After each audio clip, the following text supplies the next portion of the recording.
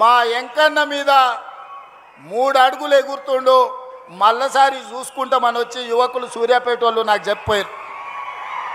అందుకే మిత్రులారా, ఇవాళ చాలామంది మాట్లాడుతున్నారు, అధికారం కోల్పోయిన అక్కస్తో కడుపు నిండా విషం పెట్టుకొని మూసీలో ఉన్న కాలుష్యానికంటే వీళ్ళ కడుపులో ఉన్న కంపు అంతకంటే ఎక్కువైంది. కాంగ్రెస్ ఏం చేసిందని నన్ను అడుగుతున్నారు. రేవంత్ రెడ్డి 2.5 ఏళ్లలో ఏమి తెచ్చిండు అని అడుగుతున్నారు. నేను ఇవాళ సూటిగా ఈ వేదిక మీద నుంచి మీడియా మిత్రుల సమక్షంలో నేను ఒక్క మాట చెప్పదలుచుకున్నా. ఎప్పుడు అడిగినా ప్రత్యేక శాసనసభ సమావేశాలను మా కౌన్సిల్ని సుఖేందర్ రెడ్డి గారు స్పీకర్ గారి అనుమతి తీసుకొని సమావేశాన్ని ఏర్పాటు చేస్తాం. 10 సంవత్సరాల బీఆర్ఎస్ పాలన, 12 సంవత్సరాల బీజేపీ పాలన, 2.5 సంవత్సరాల మా పాలన, మీ 2014-2018 ఎన్నికల మేనిఫెస్టో, బీజేపీ 14-19-24 ఎన్నికల మేనిఫెస్టో మీద ప్రత్యేక సమావేశాలలో చర్చ చేద్దాం. మీరు సిద్ధంగా ఉన్నారా? మీరు లెటరు రాయండి స్పీకర్ గారికి, కౌన్సిల్ చైర్మన్ గారికి. ప్రభుత్వం తరఫున నేను విజ్ఞప్తి చేసి మీరు అడిగినన్ని రోజులు సభ సమావేశాలను నిర్వహిస్తా. అక్కడే తేల్చుదాం ఎవరు ఏం చేసిండ్రో తెలంగాణ కోసం. తెలంగాణ రాష్ట్ర ఏర్పాటు నుంచి తెలంగాణ రాష్ట్ర కోసం చేసుకున్న ఆత్మ బలిదానాల వరకు ఏ విషయమైనా ప్రత్యేకంగా చర్చ చేద్దామని నేను ఈ సందర్భంగా సవాలు విసురుతున్నా. ఇవాళ 10 ఏళ్లలో మీరు, నేను మా అక్కలు, మా ఆడబిడ్డలు ఈడు ఉన్నారు, పాలపిట్టలు ఎక్కువ ఉన్నారు. మా అక్కలందరూ ఈడ కళ్ళకు కనిపిస్తారు మంచిగా. వస్తుంటే ఆడ కూడా వేలాది మంది మా ఆడబిడ్డలు పాలపిట్ట చీర కట్టుకొని వస్తే పండుగ పూట నేను పెట్టిన చీర సారెలాక భావించి మా అక్కలందరూ మా సోదరుడు వస్తున్నాడు, కలవాలే, చూడాలే, మా సోదరుడికి అండగా నిలబడాలి అని మా అక్కలు ఈడు వచ్చిండ్రు. ఇవాళ మా అక్కల సాక్షిగా నేను అడగదలుచుకున్నా, 5 సంవత్సరాలు నీ మంత్రివర్గంలో ఒక ఆడబిడ్డకు కూడా మంత్రి ఇవ్వలేదు కదా, మా అక్కలు మర్చిపోయినరు అని అనుకుంటున్నారా? ఆనాడు పేదవాడి గుర్తింపే రేషన్ కార్డు.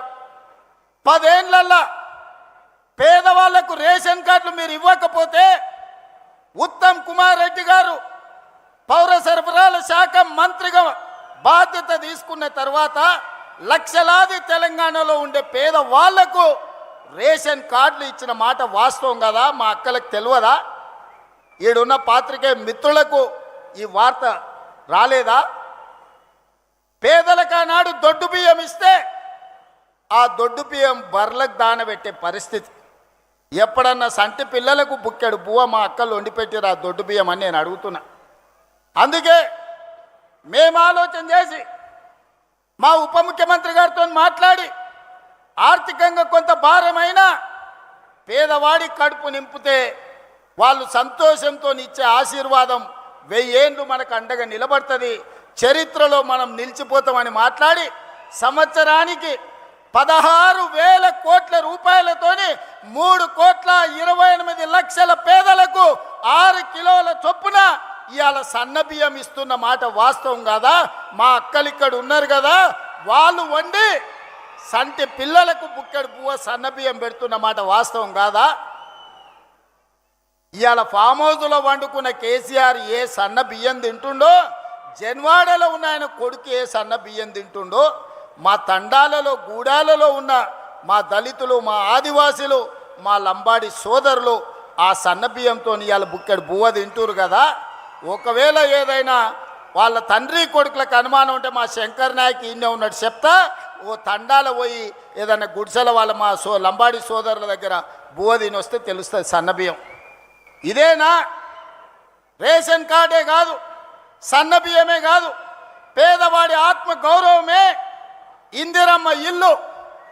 ఈనాడు 4.5 లక్షల ఇందిరమ్మ ఇల్లు పేదవాళ్ళకిచ్చి ప్రతి నియోజకవర్గంలో 3,500 ఇల్లు వచ్చిన వాడికి 5 లక్షల రూపాయలు ఉచితంగా ఇస్తే ఈనాడు పేదలు ఇల్లు కట్టుకుంటుంటే మీ కళ్ళు గుట్టి ఈరోజు మీ కడుపంతా మసిమసి అవుతుంది. మీరు 1000 ఎకరాలలో గజ్వేల్లో ఫామ్ హౌస్ కట్టుకోవచ్చు, 100 ఎకరాలలో కొడుకు జన్వాడలో ఫామ్ హౌస్ కట్టుకోవచ్చు, అల్లుడు మొయినాబాద్లో 50 ఎకరాలలో ఫామ్ హౌస్ కట్టుకోవచ్చు, శంకర్పల్లిలో బిడ్డ 25 ఎకరాలలో ఫామ్ హౌస్ కట్టుకోవచ్చు.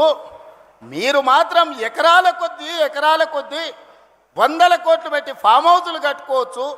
ఈ పేదోడికి 5 లక్షల రూపాయలు ఇందిరమ్మ ఇల్లు ఇస్తే మీ కడుపు మంట ఏందని నేను అడుగుతున్నా.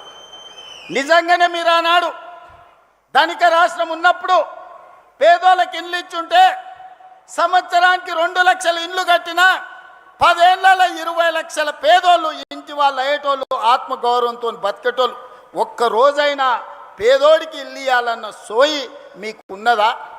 మీ భవంతులు, మీ బంగళాలు, మీ గడీలు, మీ ఫామ్ హౌజుల గురించే మీరు కలలు కన్నారు తప్ప పేదోడి కలల సాకారం ఇందిరమ్మ ఇల్లు ఇవ్వాలని ఎన్నడన్నా తండ్రి కొడుకు అల్లుడికి ఆలోచన వచ్చిందా? ఆ పేదవాడి ఇంట్లో రైతులకు 24 గంటల ఉచిత కరెంట్ ఇస్తే భూమి ఉన్నోళ్ళకే లాభం. మరి భూమి లేని నిరుపేదలు మున్సిపాలిటీలలో, పట్టణాలలో, హైదరాబాదు నగరంలో జీవించే పేదలకు ఏం ప్రయోజనమని పాదయాత్రలో అడిగితే 200 యూనిట్లు ఉచితంగా ఇవ్వాల. పేదోళ్ళ ఇళ్ళల్లో కరెంటు వెలుగుతలేదా? వాళ్ళ కళ్ళల్లో ఆనందం మీకు కనిపిస్తలేదా అని నేను అడుగుతున్నా. వంట వండడానికి 500 రూపాయలకే ఈరోజు సిలిండర్ ఇస్తుంటే మా అక్కలు సంతోషపడతలేరా అని నేను అడుగుతున్నా. అదే కాదు, రైతులకు రైతు రుణమాఫీ, రైతు భరోసా, రైతు పెట్టుబడి సహాయము, ఈరోజు రైతులకు ఇచ్చిన బోనసు లెక్క కడితే 1,56,000 కోట్లు ఈ 30 నెలల రైతుల కోసం ఖర్చు పెట్టిన ప్రభుత్వం మా ప్రభుత్వం. వ్యవసాయం దండుగా కాదు, వ్యవసాయాన్ని పండుగ చేస్తాం, రైతుల కళ్ళల్లో ఆనందం చూస్తాం. ఇంతకుముందే మిత్రులు ఉత్తమ్ కుమార్ రెడ్డి గారు చెప్పారు, దేశంలోనే తెలంగాణ నెంబరు వరి ధాన్యం పండిస్తే అందులో నల్గొండ మొదటి స్థానంలో ఉందని ఇప్పుడే మా సోదరుడు చెప్పిండు. ఇది మా నిబద్ధత, ఇది మా రికార్డ్. ఈనాడు రైతుల కోసం మేము చెయ్యంది ఏమైనా ఉందా?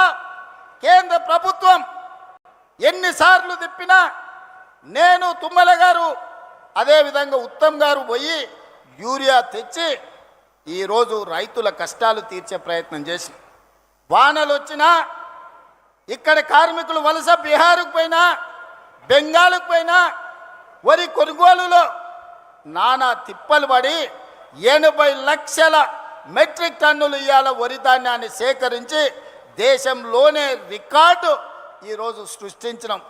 కాళేశ్వరం నుంచి చుక్క నీరు రాకపోయినా ఒక్క సంవత్సరంలో 2,88,000 మెట్రిక్ టన్నుల